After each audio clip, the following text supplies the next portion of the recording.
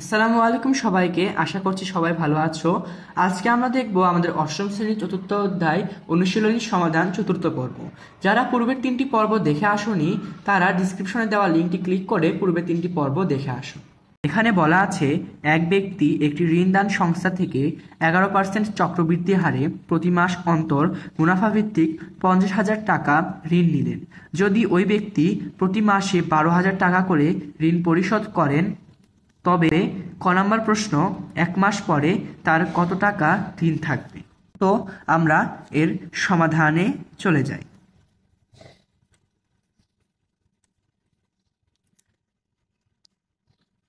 এখানে প্রথমে আমরা দেখে নিই এক মাস পর তার চক্রবৃদ্ধি মুনাফা কতটা বৃদ্ধি পাবে। তো এক মাস পর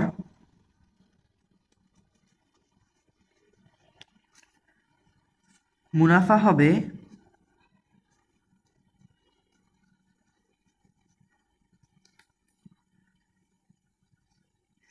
C equals to P into 1 plus R to the power n minus 1 সমান, এখানে P এর মান 50,000,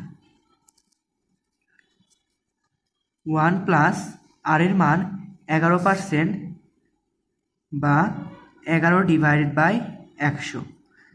যেহেতু এক মাস পর মুনাফা হবে, তাই এর সঙ্গে 1 ডিভাইডেড বাই 12 গুণ করে দেব এবং পাওয়ার হিসেবে থাকবে 1 মাস মাইনাস 1 সমান। এখন আমরা এর মানটি বের করে নিই। তো প্রথমে আমরা ফার্স্ট ব্র্যাকেটের কাজটুকু করে নিই। এখানে 11 গুণন 1 সমান 11 ডিভাইডেড বাই 100 গুণন 12 সমান 1200 সমান এত, অর্থাৎ 9.16 এত। এবং লাস্টে যেহেতু এখানে -0.3 গুণন 100 রয়েছে, তাই আমাদের এর মানটি হবে 0.009, অর্থাৎ মানটি হবে 0.009 প্লাস 1 সমান এত, টু দি পাওয়ার 1 সমান এত, মাইনাস 1 সমান এত। এখানে 9 গুণন -0.3 গুণন 10 থাকায় এখানে মান চলে আসবে 0.009। তাহলে আমাদের মান আসবে 0.009 গুণন আমাদের 50,000 সমান আমাদের মান চলে আসবে 450 টাকা। অর্থাৎ এক মাস পর তার মুনাফাটি বৃদ্ধি পাবে 450 টাকা। তাহলে 450 টাকা বৃদ্ধি পাওয়ায় তার এক মাস পর মোট ঋণ হবে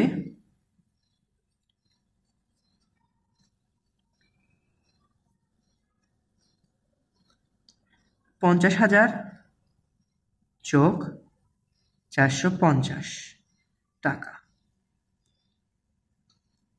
সমান 50,450 টাকা। যেহেতু সে প্রতি মাসে 12,000 টাকা ঋণ পরিশোধ করে, তাহলে এক মাস পর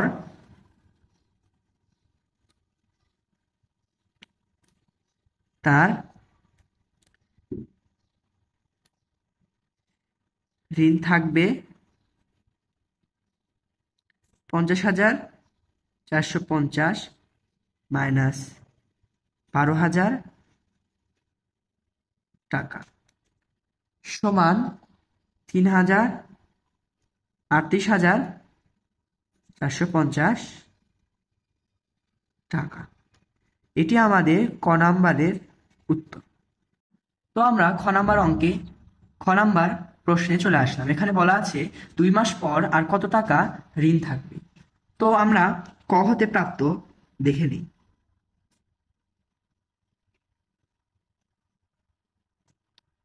বর্তমানে তার ঋণ রয়েছে, অর্থাৎ মূলধন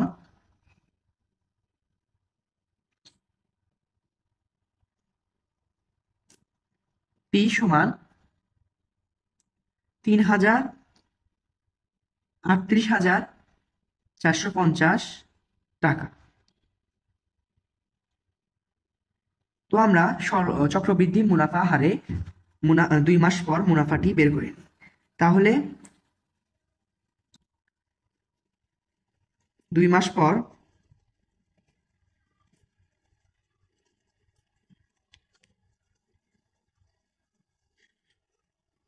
মুনাফা সমান P into 1 plus R to the power n minus 1 সমান পি এর মান 38,450 ইন্টু 1 প্লাস আর এর মান 11 ডিভাইড বাই 100 গুণন, যেহেতু পরের মাস অর্থাৎ 1 মাস পরেই সে মুনাফা দিয়ে আবার কত মুনাফা হবে সেটা চেয়েছে, তাই আমরা 1 ডিভাইড বাই 12 এবং টু দি পাওয়ার 1 দিয়ে কাজ করলাম। কারণ আমরা এখানে মূলধন 38,000 ধরেছি, অর্থাৎ প্রথম মাসের কথা আমাদের চলে গেছে। এখানেও যদি আমরা মূলধন সেই 50,000 টাকা ধরতাম, তাহলে এখানে আমাদের পাওয়ার হতো 2 এবং এখানে 2 ডিভাইডেড বাই 12 দিয়ে আমাদের গুণ করা লাগতো। তো এখন আমাদের -1 সমান এর মান আমরা বের করে নেই। এখানে 11 গুণন 1 সমান 11 ডিভাইডেড বাই 1200, কারণ 100 গুণন 12 সমান 1200 সমান এত। অর্থাৎ আমরা ক নম্বর অঙ্কে দেখেছি এর অর্থ হচ্ছে 0.009 যোগ 1 সমান এত, টু দি পাওয়ার 1 সমান এত, মাইনাস 1 সমান এত, অর্থাৎ এর মান 0.009 গুণন সবশেষ আমাদের 38,450 সমান এত, অর্থাৎ 34,000 অর্থাৎ 347.05 টাকা।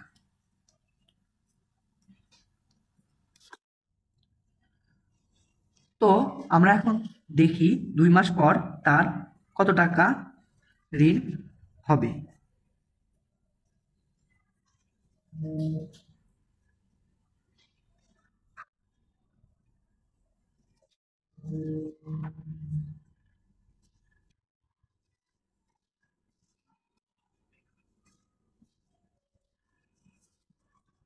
এখানে আমরা আমাদের মূলধন 38,450 এর সাথে মুনাফা 347.05 যোগ করে নিই।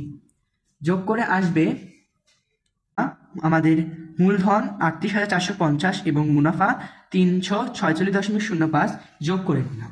যোগ করে আমাদের উত্তর আসে 38,796.05 টাকা। তো যেহেতু সে প্রতি মাসে 12,000 টাকা করে পরিশোধ করে, তাই আমরা তার 2 মাস পর ঋণ থাকবে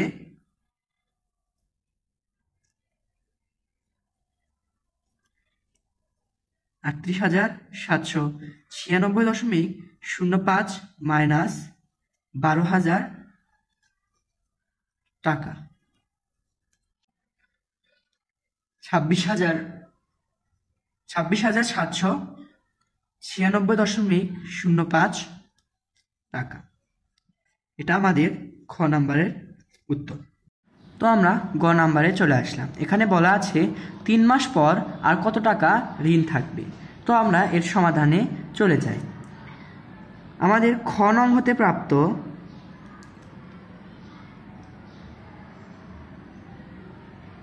তার আর ঋণ থাকে, অর্থাৎ মূলধন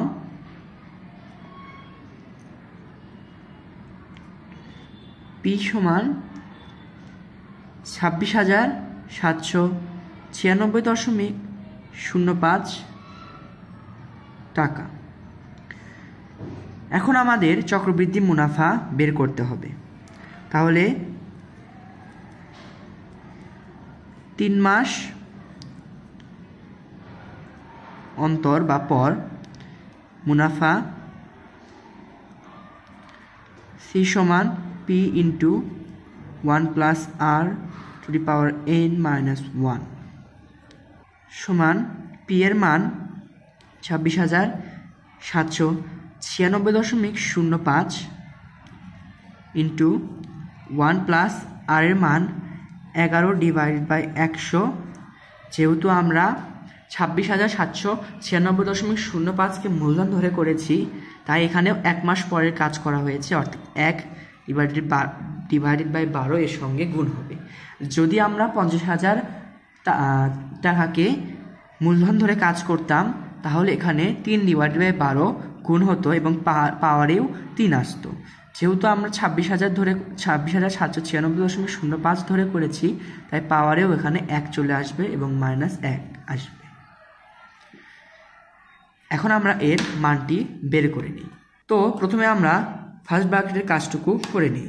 এখানে 11 গুণন 1 সমান 11 ডিভাইডেড বাই 100 গুণন 12 সমান 1200 সমান এত। আমরা জানি এর মান 0.009। এর সঙ্গে আমরা 1 যোগ করে নিই এবং টু দি পাওয়ার 1 দিয়ে দিই এবং -1 দিয়ে দিই। আমরা জানি এর মান 0.009 গুণন সর্বশেষ আমাদের 26,796.05 সমান 241.15 টাকা।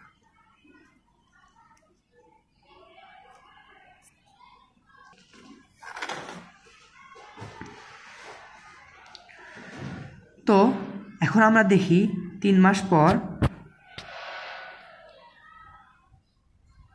তার মোট কত টাকা ঋণ হবে।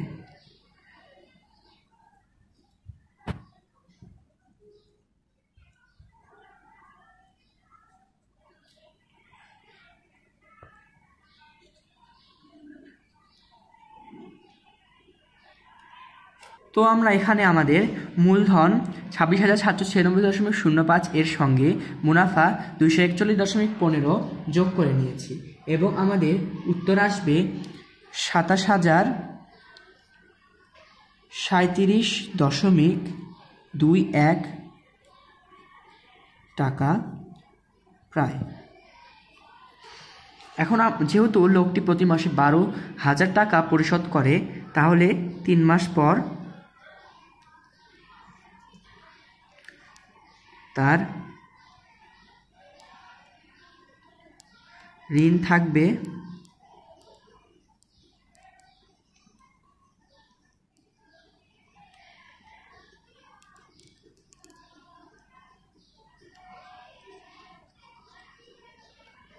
সমান 15,037.21 টাকা প্রায়। এটাই আমাদের ক নম্বরের সমাধান। ধন্যবাদ সবাইকে আমাদের ভিডিওটি দেখার জন্য। আসসালামু আলাইকুম।